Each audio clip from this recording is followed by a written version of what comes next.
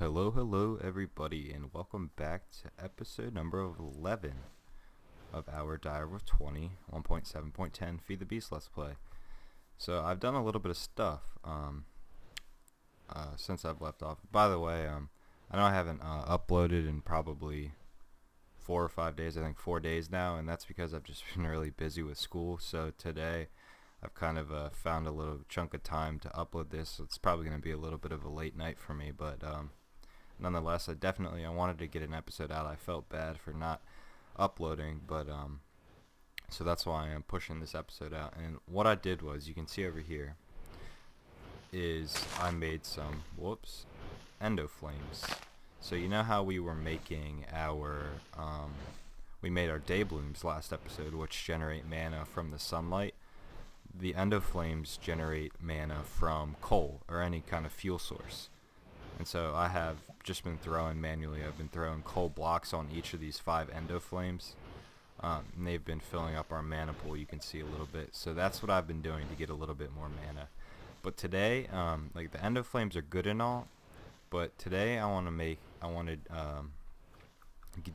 find a way to automate our mana production from Botania. So it's nighttime. Let us switch back into our human mode here and sleep through this night. So the first thing I want to do today was actually suggested in one of the comments, and I was planning on doing it anyway, is replace our lava in the nether, our lava gathering with our pump, with ender tanks.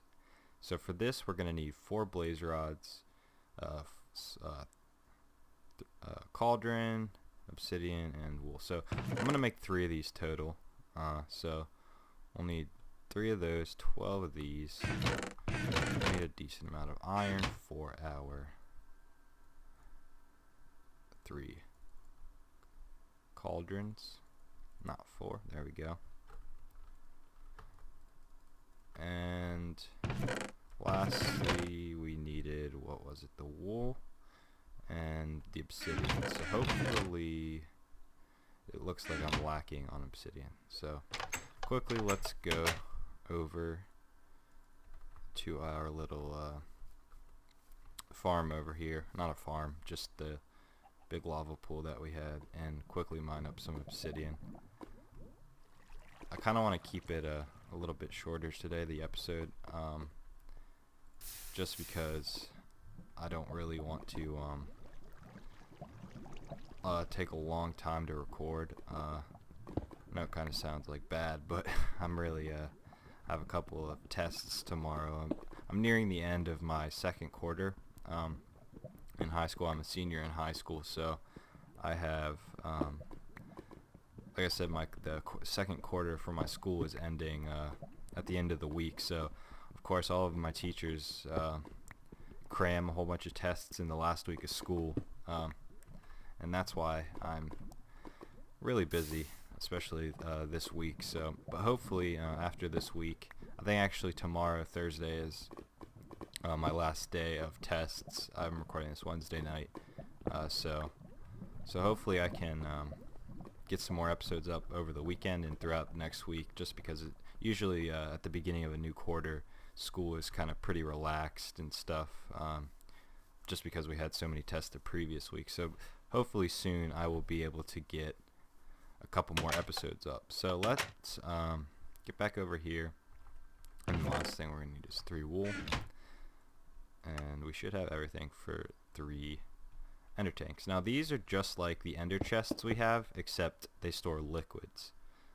So that's the only difference between them, and we're going to automate our or this will allow us to get suck, instead of how we sucked the lava in the nether from drums, we'll just be able to put them in these tanks. So I'm gonna label each of these all orange, and that way they'll all link up together. And I just broke my light. Hopefully I got 3 back, or 4 back. I did. I'm gonna need to chisel this. I'll do that later. For now, that'll work though. So the next thing we're gonna do is head into the nether here. So I'm going to actually morph into a blaze to make maneuvering in the nether a little bit easier on us. You can see our axe ran out of our tree farm, so that's why there's just a big blob of trees there. And our potato farm's been doing great. We're getting a lot of potatoes, so I'd say our food situation is pretty well solved. But what we're going to do is go down here where we set up our pump, which was, I thought, right down here. Must have been over there. And we are going to put on top of it one of our ender tanks. So if we just put this up on top there, you can see this must have had a little bit of energy in it, but to kind of get the process going, I'll just get rid of that bucket of water, and I'll put some of that in there. So you can see now that our endothermic pump is getting energy, this is filling up with lava. And you can see in our inventory the two other ones, because they have the 3 orange dyes on the top, they're also filled with lava. So now we're going to go back and replace our drums in our basement for our power production just with one ender tank. So that's a lot more efficient for us. It won't require us continuously taking trips back to the nether to fill up our drums, because I think we've filled up, we've almost depleted 2 drums now. Well, we have about 1.5 left. But for now, what I'm going to do is just disable these. I'll have those there, or in storage just for other use if I need it. But for now, I'm just going to put this right here. And all you do is flick that. Well, you just shift and right click with that with the wrench, so that should automatically extract, in just in case we have it always active extracting. So these are all filled with lava just from that tank, and that'll continuously replenish from the nether out there. So this is a good kind of stop to our, but I just realized I forgot fluid ducts in the nether, because our magma dynamo is eventually going to run out of power, so I won't do it now. We have plenty of power for now, but I'm going to have to put a fluid duct from our ender tank in the nether into that magmatic dynamo to keep the pump going, but I'll do that later. And then I'm going to use the other ender tank over for our Botania setup. So if we look in our Lexico Botania, in our generating flora category, again, these are all of the flowers that generate mana for us, like the day blooms and the endoflames. So if we look in here, there's the flower all the way at the bottom called the thermal lily, and you can see this is what it takes to craft. So the endoflames and the day blooms, if you recall, they only required petals and mystical petals, or mana petals, to craft. But you can see these require runes, and what runes are, they're kind of a whole different crafting technique. So you can see we're going to need a whole bunch of stuff to create these thermal lilies, and we're going to need to craft these runes using the runic altar. So we'll shift click here, and you can see this requires 5 living rock and a mana diamond or a mana pearl. And for me at the moment, diamonds are a lot cheaper than mana pearls, or than ender pearls, so I'm just gonna, in fact, those have stopped. The endoflames have ran out of fuel from the coal box, so I'm gonna throw a couple more on each one so they get going again, filling up our mana pool, because we are going to need a lot of mana to craft what we want to craft here. And I also forgot to craft, actually I need to make this diamond a mana diamond, and you just do that by throwing it in there. So now that we have our mana diamond, I'm going to come in here and get 5 living rock, put it in that pattern, and now we have ourselves a runic altar. Now I don't know for sure, but I think this needs another mana spreader in order to get mana to it. So I believe what that was a piece of gold and any petals. So let's go quickly get a piece of gold and craft us up another mana spreader. And so, like I said, we're going to use this mana spreader, or this runic altar to craft ourselves some more, or some of the runes we're going to need to use for to craft the thermal lilies. So I'll just put another mana spreader here, and I'll have this bound to that. So you can see it already is, just by that that green particle effect there going into that. So in order to do this, we are going to need a bit of mana, and I'm hoping that we have enough mana already stored in our mana pool over there in order to craft them, because we're going to need a total of 18 mana steel. I have all of the components necessary to craft all of the runes for our thermal lilies, so it's just a matter of if we have enough mana. So I'm going to drop all of those, and you can see we did have enough mana for that. It took quite a bit out, but we still have a decent amount. So let's look back in our Lexica Botania, and now we're gonna need a total of 8 runes of the earth. I want to make 8 thermal lilies, but we'll have 1 left over of each rune, just because it crafts 3 per recipe. So, and then we're also gonna need 16 petals, or orange petals, and 8 red. So let's get 8 red, which is going to be 4 of these, and hopefully, actually it doesn't look like I have enough orange petals. So I'm going to cut here and go get some the materials necessary, and I'll be right back. Alright guys, I am back, and one thing we need to do is make something called a floodgate. And this is going to be really key in our thermal lily mana production. So we're going to need a iron gear, which is not bad at all. We're going to need, I think that's just 5 iron, except we're going to need more than that. Take a little bit more iron. We're going to need that. Tank, which I think is just glass in square.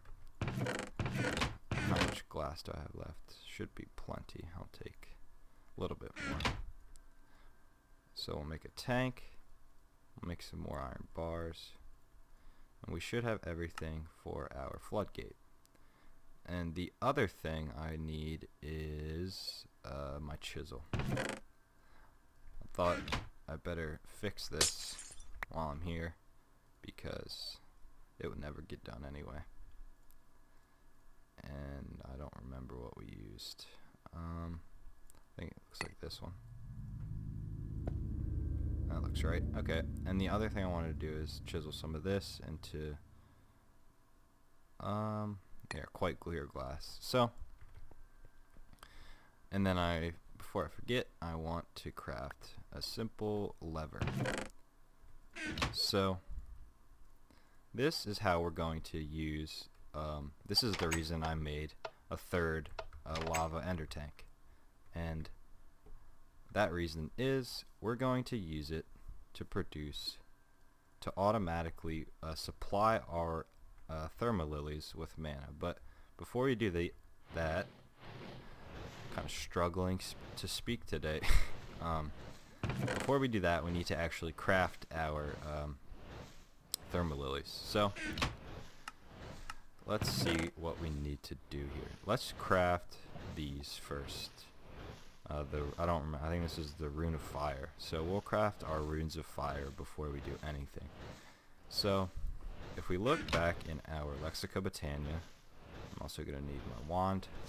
You can see the thermal lily requires rune of fire, which is going to use 3 mana steel, another brick, gunpowder, and another warp. So if I recall, how we do this is 1, 2, 3. Whoops, not 4, 5. Gotta break it. Already messing up. I'll get 1, 2, 3 mana steel on there. 1 nether warp, 1 gunpowder, 1 nether brick, and then you right click it with your wand, and you can see the rune there's a progress bar, and I'm hoping we have enough mana to complete all of our runes. So this is how I'm gonna do my runes.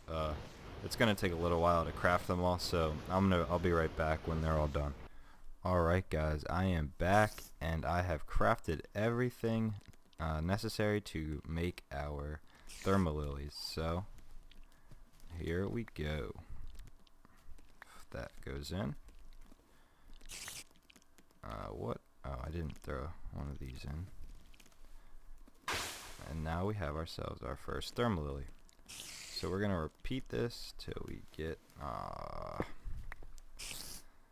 can't go quickly if I am messing up like this. Now we need to go get more water.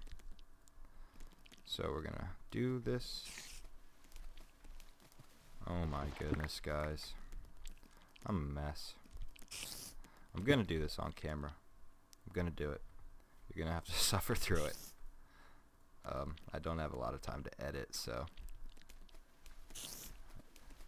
if I don't screw up, hopefully we can get this done a little bit quicker. Now we're going a little bit quicker here. So, like I said, we're gonna use this in conjunction with that floodgate we made earlier in order to generate a whole bunch of mana compared to what we have been doing. Like the amount of mana this will produce is pretty insane and ridiculous. So it's going to be a nice improvement to our mana situation.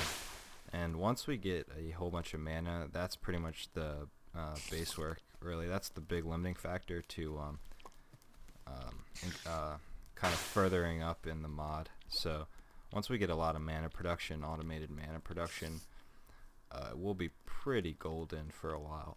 So before I set up the setup for our automating of the thermalilies, I want to make one item called the Ring of Magnetization from Botania. And this is an extremely awesome item. It kind of does what it sounds like. It magnetizes items towards you, so they'll automatically be attracted towards you. So for this, it's really simple. We're going to need some mana steel. We're going to need 4 mana steel plus this, so another 4 mana steel. So we're going to need 8 mana steel. So let's get all of this 8 mana steel. If we can throw it in our mana pool. Now we'll have 8 of that, and this. And now all we need to do is go to a crafting table, craft whatever that lens was for the first part, the mana lens, and then I believe we did this, and then this was in the corner, and this went like that. So now this, you equip it in your bauble slot, one of the ring slots, and now if I like throw my potatoes over there, you can see that they come right back into my inventory. So that is a really awesome item, and I'm really happy we got that. So now to set up our automation of our thermalilies, I'm going to get 8 grass seeds and 8 grass, and you will see why very shortly. So if we throw this grass in our mana pool, you can see we get those little seed things, and these are called pasture seeds. And in a crafting table, you can combine them with any Botania flower to make these kind of oh wait, what am I missing?